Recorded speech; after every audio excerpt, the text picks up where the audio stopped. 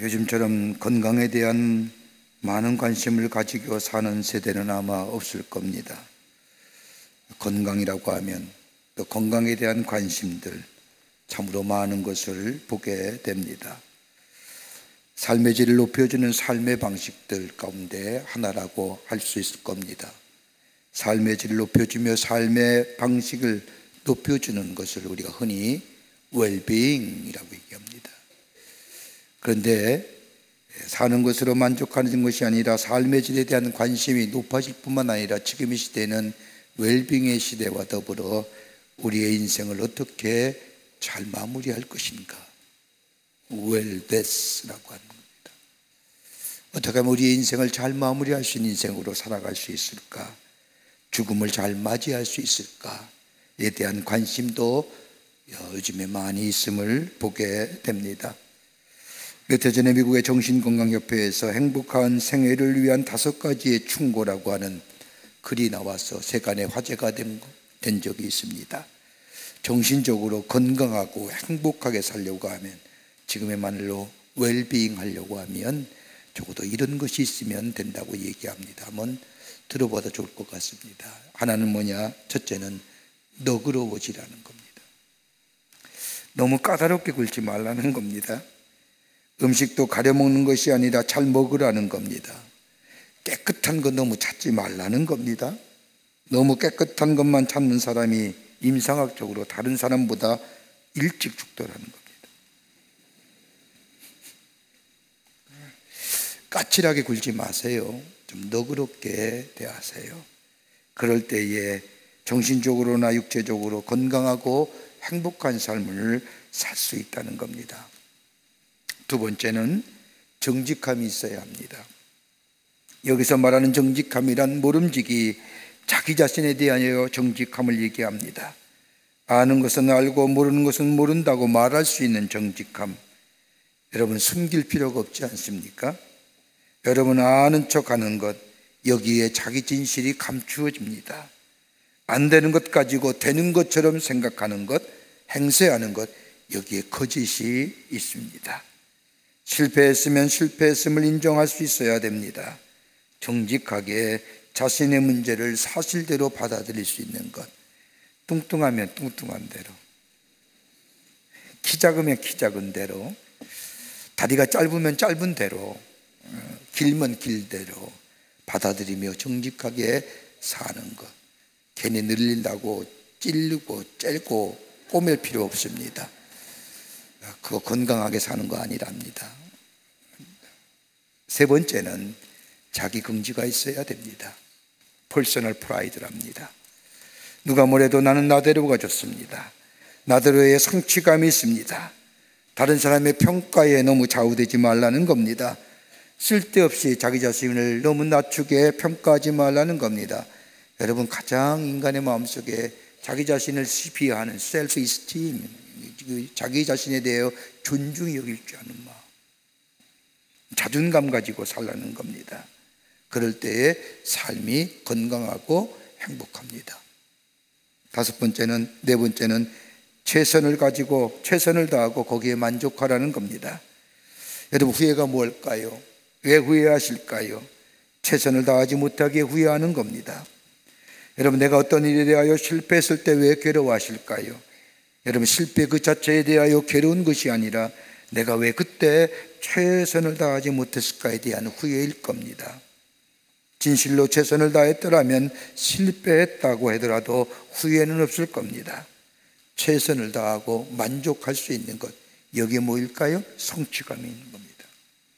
성공이란 것은 없다 할지라도 나름의 성취감이 있는 겁니다.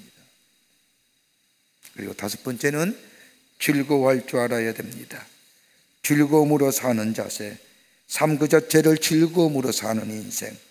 여러분, 무엇을 얼마나 먹었느냐, 무엇을 먹었느냐, 그것이 문제가 아니라 얼마나 맛나게 먹였느냐라가 문제지요. 적게 먹어도 내 입맛에 맛나게 먹는 인생. 가난하면 가난한 대로, 젊으면 젊은 대로, 나이가 들면 들은 대로 내 삶의 자리에서 즐거워할 줄 아는 삶, 이것이 바로 행복하고 만족한 삶을 누릴 수 있는 웰빙의 삶을 살아갈 수 있다고 합니다. 그런데 여러분, 너그러움과 정직함과 자기긍지와 최선을 다하는 것과 즐거워하는 것, 이거 어디서부터 나올까요? 내가 인격적으로 수양한다고 해서, 내가 내 도덕적인 성품이 나아진다고 해서 여러분, 이런 것들이 우리 가운데 있으실까요? 아마 아닐 겁니다. 이건 다름이 아니라 우리 안에 변하지 않는 진리가 우리 가운데 있을 때에 이러한 것들이 우리 안에 있어 나의 삶을 만족하고 행복한 삶으로 나아가게, 살아가게 합니다. 오늘 본문의 말씀을 보세요. 오늘 본문의 말씀은 베드로 사도는 우리에게 귀하게 영적인 교훈의 말씀을 해주시고 계십니다. 예수님의 제자였던 베드로, 오늘 본문의 말씀을 보면 참된 진리가 되신 예수 그리스도에 대하여 말씀하고 있습니다. 그 예수님은 창세전부터 계신 예수님이요, 그 예수님이 육신의 몸을 입으시고 이 땅에 오셔서 우리와 같이 되셨을 뿐만 아니라 더 나아가 하나님의 구속의 역사를 이루시기 위하여 십자가에 달려 돌아가신 예수님, 그뿐 아니라 우리에게 영생을 허락하시기 위해서 부활하실 뿐만 아니라 우리에게 영원한 하나님 나라의 소망을 허락하여 주신 예수님, 이분만이 참 진리가 되신다고 우리에게 말씀합니다. 예수님도 말씀하셨지요. 내가 곧 길이요 진리요 생명이니라. 여러분, 세상의 모든 것은 다 변합니다. 아름다움도 변하고 젊음도 변하고 지식도 변하고 명예와 권세도 다 지나가고 변합니다. 우리가 사는 이 세상에 변하지 않는 것은 없습니다. 그러기에 오늘 베드로 사도는 오늘 본문 1장 24절에 모든 육체는 풀과 같고 그 모든 영광이 불의 꽃과 같으니 풀은 마르고 꽃은 떨어지되, 우리의 인생에 대하여 더 풀과 같은 존재라고 이야기하면서 변하지 않는 것, 그건 다름이 아니라 진리가 되시는 예수님인데, 오늘 베드로 사도는 1장 25절에 오직 주의 말씀은 세세토록 있도다라고 얘기하며 참된 진리가 되시는 예수님은 영원히 변치 않고 있다고 우리에게 증거하고 있습니다. 여러분, 진리가 무엇일까요? 진리의 철학적 명제가 뭘까요? 여러분, 이렇게 물어보면 참 어렵게 대답하지만은, 여러분, 진리는 몇 가지의 철학적 명제가 있어야만이 그 진리가 참된 진리가 됩니다. 하나는 뭐예요? 변하지 말아야 됩니다. 세대가 가고 세대가 오더라도 변하지 않는 것, 이게 진리입니다. 또 하나 있다고 한다면 치우침이 없어야 됩니다. 진리는 모든 것에 공이 적용되어야 됩니다. 그러기에 그것이 참된 진리입니다.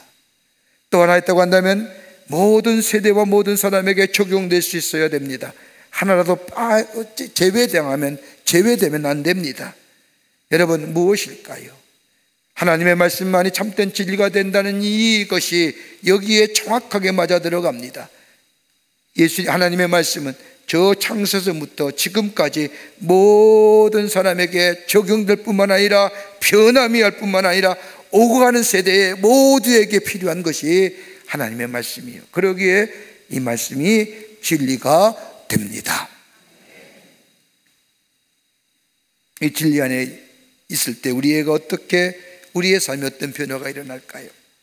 올해는 1919년 저 3.1절이 만세운동이 일어난 지 105주년이 되는 해, 오늘 주일은 기념주일 예배로 드립니다. 3.1운동에 대하여 많은 역사적 고찰이 있지만 분명한 것이 있다고 한다면 3.1절 만세운동이야말로 이것은 역사상 가장 뛰어난 애국의 운동이요, 민족 자주 독립의 운동이요, 도덕정신 회복의 운동이요, 더 나아가 신앙의 운동이요, 하나님 안에서의 참된 자유를 누리고자 하는 하나의 신앙적 운동이 3.1절 만세운동이었습니다. 오늘 3.1절 만세운동 105주년을 맞이하여 하나님 앞에 드리는 이 예배, 참된 자유함을 이루는 그리스도의 삶은 어떠한 삶인지, 우리의 신앙의 선조들이, 아니 우리의 선조들이 이 자유함을 위하여 어떻게 그 자유함을 얻고자 했었는지, 오늘 본문의 말씀을 통해서 함께 말씀을 나누며 은혜 받기를 원합니다. 첫째는 진리 안에 있을 때에 소망이 넘쳐나게 됩니다. 진리 대신 하나님의 말씀이 우리 안에 있으면 우리 안에 참된 살아있는 소망이 넘치게 됩니다. 오늘 1장 21절의 말씀을 보십시오. 하나님을 그리스도로 말미암아 믿는 자니 너희 믿음과 소망이 하나님께 있느니라. 진리가 되시는 예수의 말씀이 육신이 되어 우리 가운데 거하시면 우리의 믿음과 더불어 소망이 넘쳐나는 인생이 된다는 겁니다. 여러분, 믿음이 어디서부터 시작될까요? 로마 10장 9절과 10절의 말씀을 보면 내가 만일 내 입으로 예수를 주로 시인하며 또 하나님께서 그를 죽은 자 가운데서 살리신 것을 내 마음에 믿으면 구원을 얻으리라. 사람이 마음으로 믿어 의에 이르고 입으로 시인하여 구원에 이르니라. 예수를 믿으면 구원받고 영생을 얻습니다. 믿으십니까? 중요한 대목입니다. 근데 여러분 가만히 보십시오. 구원이라는 게 어떤 걸까요? 현재적 시제예요. 지금 구원받는 거예요.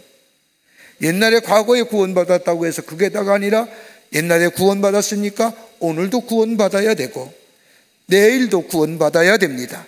유한일셀 목사님이 말씀한 것처럼 나는 구원받았습니다. 나는 구원받고 있습니다. 나는 구원받을 겁니다. 여러분, 구원은 현재적 시제예요. 그렇다고 한다면 소망은 어떤 걸까요? 우리가 영생을 얻는다는 게 어떤 걸까요? 이건 미래적 시제입니다. 우리에게 다가올 거예요. 그렇다고 한다면 믿음과 저 영생이란 이 소망, 미래적 시제인 저 소망, 여러분 함께 오지 않습니까? 그러기에 믿음과 소망은 뗄래야 뗄 수 없는 겁니다. 믿음이 있다면 소망이 있는 것이요, 소망이 있다고 한다면 우리 안에 믿음이 있는 거예요. 앞으로 되어질 장차 우리 가운데 있으신 걸 내가 이 소망 가운데 있음을 내가 믿을 때에 이 소망이 이루어진 것처럼, 그러기에 신앙은 현재적과 미래적과 함께 나가는 거예요. 믿음이 없으면 소망이 없는 거예요. 소망만 있다고 해도 있는 것이 아니라 믿음이 없는 거예요. 그러기에 믿음이 있으면 우리 안에 소망이 넘쳐나게 됩니다. 이 소망이 있으면 우리의 삶이 아무리 어렵고 힘이 든다 할지라도 우리의 구원의 주가 되시는 예수님이 우리 곁에서 도와주심을 믿는 믿음, 아무리 문제가 있더라도 우리의 힘으로만 해결되는 걸로 내버려두는 것이 아니라 우리와 함께 더불어 아파하시며 괴로워하시며 우리의 문제를 해결해 주실 뿐만 아니라 우리를 도우셔서 우리의 인생의 여정을 인도하시는 우리 예수님을 믿는 믿음, 이 믿음이 우리를 어떤 길로 인도해요? 소망의 길로 인도하여 준다는 겁니다. 믿음은 소망 같이 가는 거예요. 여러분, 민수기 13장 말씀을 보세요. 우리가 잘 아는 가나안의 정탐꾼의 이야기가 나옵니다. 모세가 가나안 정복을 앞에 두고 각 지파에서 12명의 정탐꾼을 뽑습니다. 그리고 가나안에 정탐을 보냅니다. 가나안 땅에 들어간 12명의 정탐꾼, 가나안 땅을 이리저리 정탐한 후에 돌아와 모세와 회중 앞에서 보고합니다. 여러분, 똑같은 걸 봤습니다. 다르게 본 게 아무것도 없습니다. 똑같은 현장, 똑같은 리얼리티, 현지를 다 봤습니다. 그리고 돌아와서 보고하는 가운데 10명의 보고와 여호수아의 갈렙은 전혀 다릅니다. 10명의 정탐꾼은 저 회중 앞에서 이렇게 얘기합니다. 그 땅은 너무나도 아름다운 땅입니다. 열매가 풍성히 맺히는 겁니다. 하나님이 주시기로 한 약속의 땅이 많습니다. 근데 문제는 뭐예요?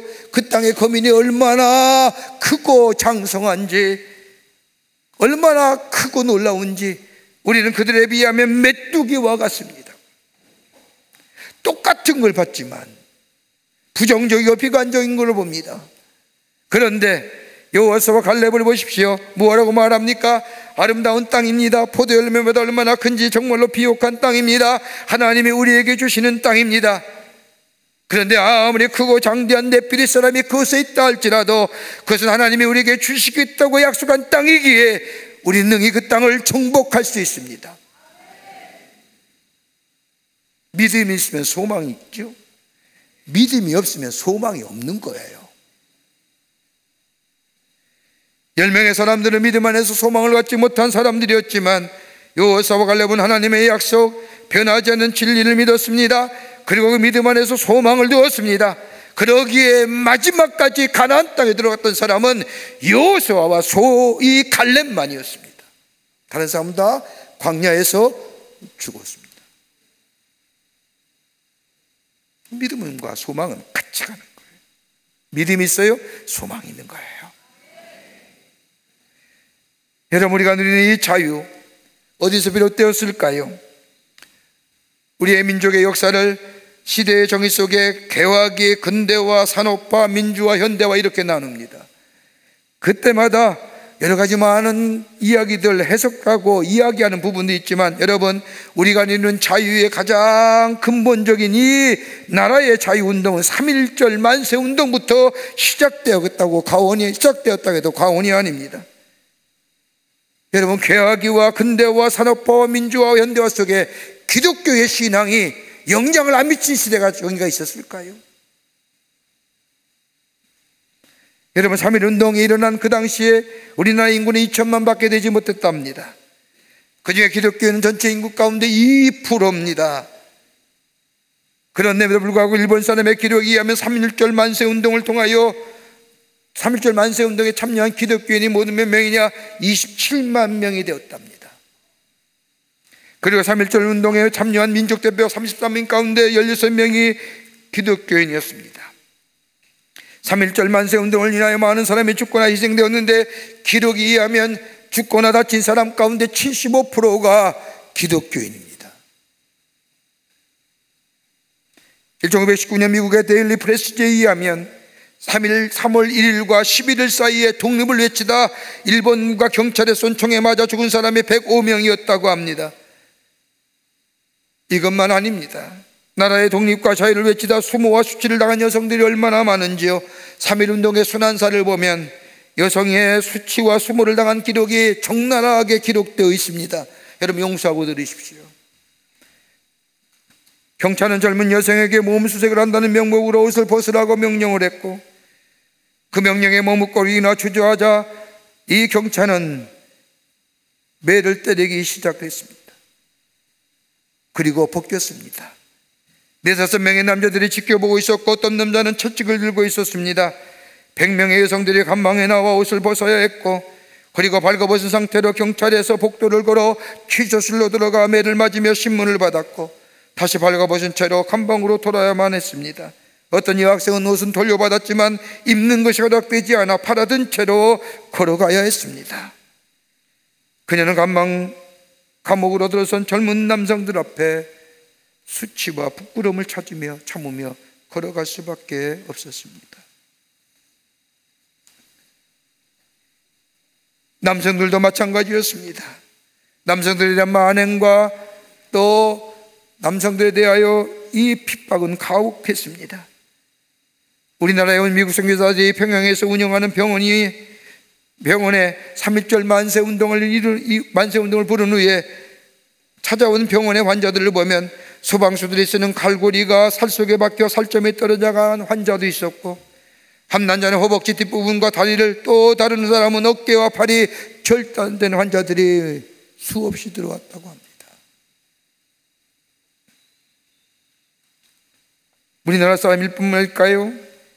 이 땅에 복음을 전했던 미국 선교사에 대한 만행 또한 가혹하다 못해 처참했습니다. 3월 7일 감리교 최고의 지도자인 무어 무인과 선교사의 비서였던 트레슬 양이 평양의 한 병원에 가다가 일본군의 습격을 받아 트레슬 양은 한 번, 무어 부인은 3번이나 총검의 개머리판으로 얻어맞아 기절했습니다. 이런 고문과 죽음 앞에서 두려워하지 아니하고 민족의 자주와 독립을 내줬던 이유가 어디에 있었을까요? 여러분, 3.1절 만세운동의 뿌리는 성서며 기독교 신앙이었습니다. 나라 사랑 운동이고 애국 운동이요 곧 신앙 운동으로 순화되었다는 겁니다. 나라를 위하여 죽는 것과 하나님을 위하여 죽는 것을 순교라고 생각하며 같이 생각했습니다. 일본의 제국주의에 앞서서 총과 칼에, 그 제국주의의 칼 앞에 저들이 주저하지 아니하고 담대히 나라의 자주와 독립을 외쳤던 이유는 다름이 아니라 저들은 믿음이 있었고, 저들 믿음 가운데 소망이 있었기에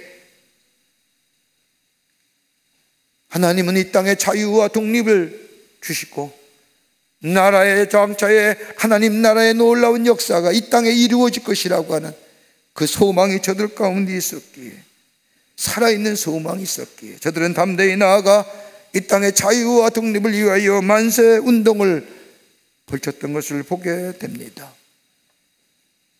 여러분, 믿음에는 3가지의 믿음이 있다고 합니다. 과거에 대한 믿음입니다. 적어도 하나님을 믿는 사람이라면 이 믿음이 다 있습니다. 하나님이 내게 행하신 과거에 이루신 역사들, 하나님의 능력들, 하나님의 나를 향한 하나님의 사랑들, 어려울 때에 나를 눈동자처럼 보호하시고 도와주신 그 하나님의 놀라운 은혜, 여러분 과거에 내게 베푸신 은혜입니다. 또 하나의 믿음이 있다면 현재의 믿음입니다. 지금도 내 안에 살아계시어 역사하시는 하나님을 믿습니다. 내 안에 역사하시고 현실적으로 나와 함께 하시는 살아계신 하나님을 믿습니다. 여러분 초대교회 성도들이 이러한 신앙이었고 지금도 살아계셔서 역사하시는 하나님, 그러기에 1919년 3월절에 그 하나님을 믿기에 나아가서 참으로 힘들고 어렵다 할지라도 하나님의 능력을 믿기에 그 속에 하나님의 지혜가 있기에 나라의 자주와 독립을 위해 만세 운동을 벌였던 우리 선조들의 믿음의 모습이 바로 현재에 대한 믿음이었습니다. 또 하나 믿음이 있다고 한다면 미래에 대한 믿음입니다. 하나님이 나를 보호해 줄 것을 믿습니다. 나에게 약속하신 대로 복 주실 것을 믿습니다. 먼 훗날 하나님이 내게 약속하신 땅을 주실 것을 믿습니다. 약속에 대한 믿음, 미래 지향적인 믿음, 이 믿음으로 얻어지는 소망, 비록 지금 납득이 안 간다 할지라도 우리 하나님은 합력하여 소원을 주실 것을 내가 믿습니다. 그리고 나의 생이 끝나는 날 하늘나라의 기업을 내게 주실 것임을 믿습니다. 여러분 이 미래에 대한 믿음, 이걸 소망입니다. 그렇게 믿음이 있기에 소망이 있는 겁니다. 이 믿음은 진리가 우리 안에 있기에, 변함없는 진리가 내 안에 있기에, 이 진리가 내 안에 있음을 믿기에 우리는 살아있는 소망으로 이 땅을 살아가는 하나님의 백성, 하나님을 높이는 하나님 나라의 참된 자녀가 되는 줄 믿습니다. 두 번째는 진리 안에 거할 때의 회복의 역사를 경험하게 됩니다. 오늘 베드로전서 1장 22절의 말씀을 보면 진리를 순종함으로, 하나님의 말씀에 순종함으로, 예수 그리스도의 말씀에 순종하면 그 다음에 어떤 역사가 일어나느냐? 오늘 베드로전서 사도는 두 가지로 얘기합니다. 하나는 너의 영혼이 깨끗하게 될 것이고, 두 번째는 거짓 없는 삶으로 살아가게 할 것이라고. 그러니까 하나님의 말씀이, 진리의 말씀이 내 안에 있어 그 말씀에 따라 순종하며 살아갈 때에 우리의 영혼이 깨끗해지고 우리의 삶이 거짓 없는 삶으로 살아가게 하신다는 겁니다. 그러니까 하나님의 말씀에 순종하면요, 여러분 대표적인 기사가 어디 있을까요? 말씀에 순종할 때에 내 삶에 풍성한 열매가 맺으시며 거짓 없는 삶으로 살아가게 하는 역사가, 여러분 요한복음 2장의 말씀을 보면 가나의 혼인잔치가 나옵니다. 여러분 우리가 잘 아는 말씀입니다. 예수님의 공생을 시작하면서 첫 번째 행하신 기적의 사건입니다. 예수님께서 처음으로 잔치의 집에 초대를 받아 가셨습니다. 유대나라에서의 결혼식이라는 것은 대단한 의미를 가지고 흥겹고 즐거워야 할 자리입니다. 그런데 흥겨워야 할 자리에, 즐거워할 결혼식에 한창 잔치가 무르익는 시점에 포도주가 떨어진 겁니다. 그때 예수님의 어머니가 되는 마리아가 예수님께 찾아와 부탁을 합니다. 한번 보십시오. 예수님께 포도주가 있는 것도 아니고 돈도 있는 것도 아닙니다. 근데 마리아는 문제를 가지고 예수님께 나옵니다. 예수님과 별 관계없이 보이지만은 마리아는 그 문제를 예수님께 가지고 나옵니다. 뭐예요? 믿음의 모습입니다. 그리고 마리아는 그 집 아이들에게 예수님이 하라는 대로 하라고 말합니다. 한 번도 보지 못했던 사람입니다. 어떻게 할지도 모릅니다. 그럼에도 불구하고 마리아는 하인들에게 예수님이 시키는 대로라고 말합니다. 그때 예수님이 오셔서 하인들에게 항아리에다 물을 채우라고 명하십니다. 하인들이 어안이 봉봉합니다. 도무지 빈 항아리에 물을 채워서 무엇하라는 것일까?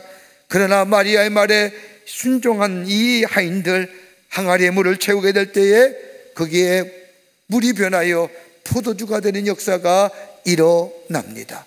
순종할 때. 그러니까 여러분, 하나님의 말씀이, 진리의 말씀이 아무리 좋고 하더라도 그 진리의 말씀이 내 삶 속에 순종으로 이루어지지 아니하면 아무런 역사가 일어나지 않는 거예요. 말씀을 많이 들으면 뭐합니까? 말씀을 신앙생활 오래 하면 무슨 의미가 있습니까? 말씀을 들었다고 한다면, 그 말씀이 진리임을 내가 믿는다고 한다면 그 말씀에 순종하게 될 때에 저 여리고성이 무너진 것처럼, 나아만 장군의 문둥병이 고치어진 것처럼, 베드로가 갈릴리 호수에서 물고기를 잡았던 것처럼, 때로는 우리의 생각과 하나님의 말씀이 일치하지 않을 때가 있습니다. 그러나 하나님의 말씀, 진리가 되시는 예수님의 말씀이 이게 믿고 순종하될 때에 그 속에 풍성한 열매가 맺어지게 되고 우리의 영혼이 깨끗함을 통하여 기쁨을 소유하게 될 뿐만 아니라 이 말씀에 순종하게 될 때 우리의 삶에 복된 역사, 풍성한 열매가 맺어진 인생으로 살아가게 됩니다. 그러기에 순종이 제사보다 낫다는 이유가 있는 겁니다.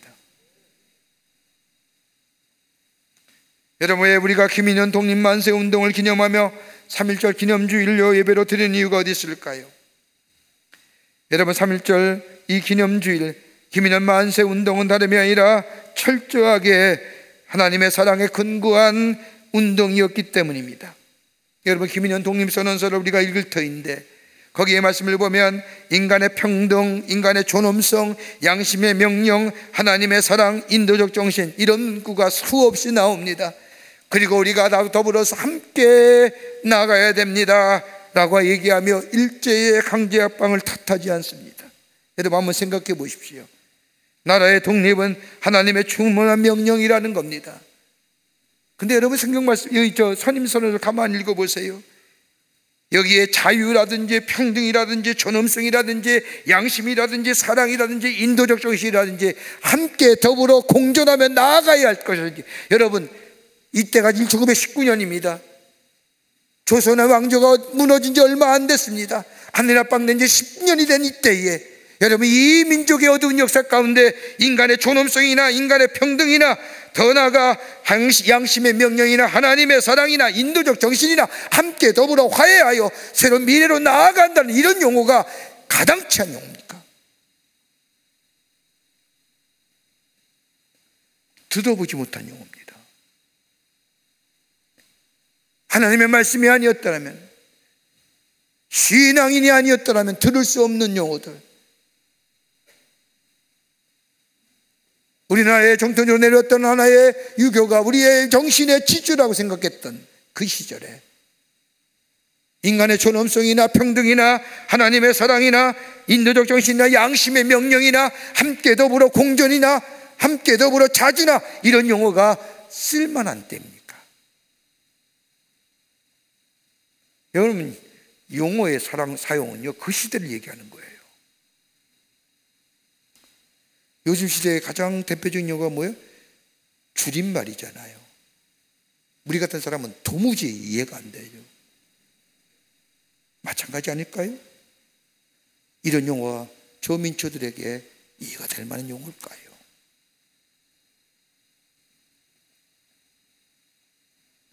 쉽게 얘기하면 인간답게 사는 길은 우리가 자유로워야 되는데, 그 자유는 어디서? 우리 예수님께서 우리를 위하여 값으로 사신 바 되어 우리에게 자유를 주셨으니, 그렇게 다분히 성경에만 찾아볼 수 있는 용어. 그러기에 김인현 독립선언서 아니 3.1절 만세운동은 철저하게 성경적이고 신앙적 관점에서 일어나는 운동, 진리 되시는 하나님의 말씀에 뭐함으로요? 순종함으로. 그 순종의 역사가 오늘 우리에게 자유와 독립이 있어지게 됩니다. 기억해야 돼요. 그 진리 앞에 총칼이 다가온다 할지라도 두려워하지 않는, 우리가 누리는 이 자유와 이 자주, 다름이 아니라 우리 선조들이 나라 사랑의 마음으로 하나님을 믿는 믿음 안에서 진리 되신 말씀에 순종하신 결과 우리에게 얻어진 하나님의 축복이요 하나님의 선물이라는 겁니다. 말씀에 순종할 때에 우리 안에 뭐예요? 풍성한 열매가, 풍요로운 삶의 열매가 있어지게 됩니다. 끝으로 진리 안에 거할 때에 화해의 역사가 일어나는 겁니다. 오늘 베드로전서 1장 22절 후반부의 말씀을 보면 형제 사랑하기에 이르렀으니 마음으로 뜨겁게 피차 서로 사랑하자. 말씀의 육신이 되어 이 땅에 오신 예수님, 그 예수님이 우리 안에 거하시면 우리는 사랑의 삶의 모습으로 새롭게 변화된다는 겁니다. 왜요? 예수님 그 자체가 사랑의 모습이었기 때문입니다. 예수님의 공생의 사역을 보십시오. 예수님에게 오는 모든 사람에게 우리 예수님은 사랑으로 대하셨던 것을 성경을 통하여 보게 됩니다. 그러기에 하나님은 사랑하지 않는 사람은 하나님을 알지 못한다고 우리에게 말씀합니다. 역설적으로 얘기하면 하나님을 알지 못하면 참된 사랑하지 못한다는 거예요. 여러분, 요즘처럼 사랑이라는 단어가 난무하는 때가 어디 있습니까? 정말 많이잖아요. 근데 문제는 뭐예요? 참된 사랑이 없다는 겁니다. 사랑이란 말은 많이 듣지만 가장 슬픈 이야기는 사랑이 변질되었다는 겁니다. 사랑의 변질, 사랑의 타락, 왜 그랬을까요? 사랑은 하긴 하되 진리 안에 거하는 사랑이 아니기 때문입니다. 참된 사랑은 진리 안에 있어야만이 그 사랑이 참된 사랑이 됩니다. 고린도전서 13장의 사랑장의 말씀을 보면 사랑은 진리와 함께 기뻐하느니라. 하나님 안에서, 진리 안에서, 말씀 안에서 사랑하는 것이 참된 사랑입니다. 하나님의 말씀이 떠났기에, 그리스도가 우리 안에 아니 계시기에 우리의 사랑이 변질되고 우리의 사랑이 타락된 겁니다. 레오나르도 다빈치라고 하는 화가가 성만찬의 그림을 그릴 때 이야기입니다. 화가는 그림을 그릴 때마다 하나의 모델이 있어야 그림을 그릴 수 있다고 합니다. 상상으로 그리는 그림 참으로 어렵지요. 그런 그림들은 우리 같은 사람은 이해하기도 쉽지 않습니다. 레오나르도 다빈치도 예수님을 포함하여 13사람 가운데 가룟 유다를 맨 처음 그리기로 했고, 가룟 유다의 모델이 어디 있을까 생각하는 가운데 무득 얼마 전에 친구와 심하게 다툰 것이 생각났습니다. 싸워서 화가 났던 그 친구의 일그러진 얼굴의 모습을 생각하면서 가룟 유다를 그렸습니다.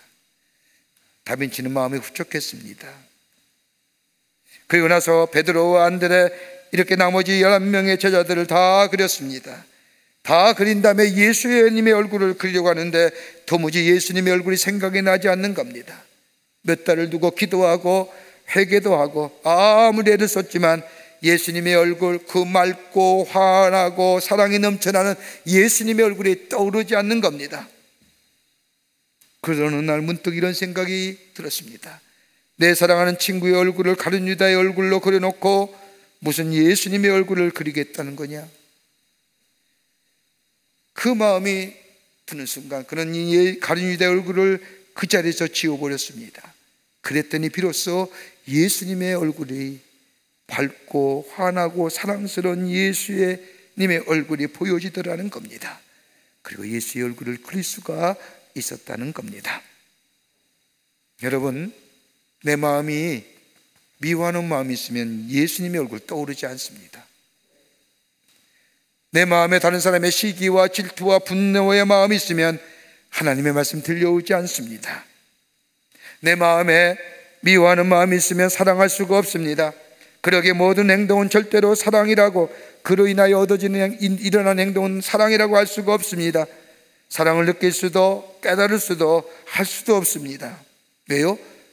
진리가 사라졌기 때문에. 진리가 되시는 예수 그리스도가 우리 안에 계시면 여러분 인내할 수 있습니다. 다른 사람을 향해 희생할 수 있습니다. 겸손해질 수가 있습니다. 더 나아가 피차 뜨겁게 사랑할 수 있습니다. 3.1절 만세운동이 그런 겁니다. 하나님의 사랑이 있기에 일본을 껴안는 거예요. 여러분, 우리나라 대단한 민족이에요. 일본을 껴안고 가자고 하잖아요. 중국도 껴안고 가자고 하잖아요. 배타하거나 배척하지 않아요. 여러분, 일본이 1910년 한일합방한 이유가 뭡니까? 우리나라가 야만 민족이기에, 야수 같은 족속이기에, 그렇게 정의를 했던 일본이 우리나라를 한일합방했던 그 일본을 우리 민족은 함께 가자고 얘기하는 거예요. 함께 공존하자고요. 뭐예요? 하나님의 말씀입니다.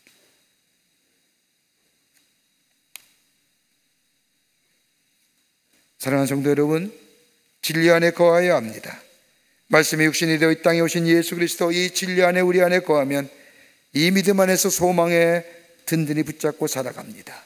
변치 않은 진리기에 그 말씀에 순종하여 우리 안에 풍성한 열매가 맺을 뿐만 아니라 서로 피차의 뜨거운 사랑을 나눔으로 인하여 하나됨의 역사를 경험하게 됩니다. 3.1절 기념주일, 이 만세운동이 바로 이겁니다. 하나님의 말씀에 진리가 되시는 하나님의 말씀에 거하고 순종하고, 그리고 피차에 화목하고 화해에 의한 이 민족의 자주와 독립을 위한 만세운동이었습니다. 그 희생이, 그 진리 안에 거함이 오늘 우리로 하여금 자유와 독립의 국가로, 주권의 국가로 살아가게 만들었습니다. 이 자유, 이 주권 소중히 여기며 우리 후손들에게 남겨줄 수 있는 우리의 삶일 뿐만 아니라 믿음 안에 살며 믿음으로 순종하며 믿음의 말씀에 순종하며, 그리고 서로 피차 화목케 하는 역사를 이루어 하나님의 살아계심을 증거하는 복된 삶, 여러분과 저와 되시기를 주의 이름으로 축원합니다. 하나님 감사합니다. 저희들 주께서 사랑해 주셔서 하나님의 자녀 되게 하심에 감사합니다. 그리고 믿음 안에서 소망 가운데 살게 해 주심에 감사합니다. 말씀 안에 거하는 자 되게 하시고 말씀에 순종하는 삶 되게 하셔서 풍성한 열매가 맺어지게 하시며 피차에 화목케 하는 역사를 이루어가는 저희가 되게 하여 주시옵소서. 하나님 감사합니다. 저희들에게 자유와 독립된 국가 주심에 감사합니다. 이 자유와 이 독립된 국가는 우리 선조들이 나라 사랑의 마음과 더불어 하나님의 말씀에 순종하여 얻은 귀한 열매, 소중히 여기며 간직하여 우리의 후손들에게 남겨줄 수 있는 저희가 되게 도와 주시옵소서. 감사하며 예수님의 이름으로 기도하옵나이다. 아멘.